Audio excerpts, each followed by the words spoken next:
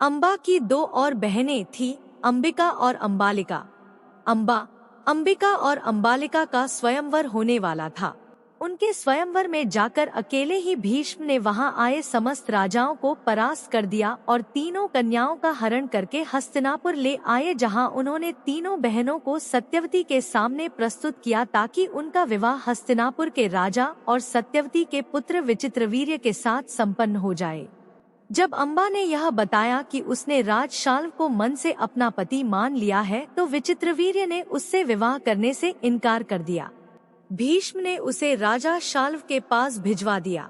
राजा शाल्व ने अम्बा को ग्रहण नहीं किया था। वह हस्तिनापुर लौट कर आ गई और भीष्म से बोली, हे आर्य, आप मुझे हर कर लाए हैं, आप मुझसे विवाह करें। किंतु भीष्म ने अपनी प्रतिज्ञा के कारण उसके अनुरोध को स्वीकार नहीं किया। अम्बा रुष्ट हो गई और यह कहकर कि वही भीष्म की मृत्यु का कारण बनेगी, वह परशुराम के पास गई और उनसे अपनी व्यथा सुनाकर सहायता मांगी। परशुराम ने अम्बा से कहा, हे देवी, आप चिंता न करें, मैं आपका विवाह भीष्म के साथ करवाऊंगा। परशुराम ने भीष्म को बुलावा भेजा, किंतु भीष्म उनके पास नहीं गए। इस पर क्रोधित होकर परशुराम भीष्म के पास पहुँचे और दोनों वीरों में भयानक युद्ध छिड़ गया।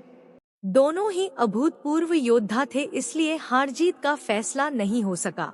आखिर देवताओं ने हस्तक्षेप करके इस युद्ध को बंद करवा दिया। अम्बा निराश होकर वन में तपस्या करने चली गई, जहां उसने महादेव की घोर तपस्या की। महादेव उसकी तपस्या से प्रसन्न हुए और उसके समक्ष प्रकट होकर उसे यह वर दिया कि वह अगले जन्म में भीष्म की मृत्यु का कारण बनेगी। यह वर पाकर अम्बा ने आत्मदाह कर लिया और अगले जन्म में राजा द्रुपद के घर में शिखंडी के रूप में जन्म लिया। शिखंडी कुरुक्षेत्र के युद्ध में भीष्म के मृत्यु का कारण बनी।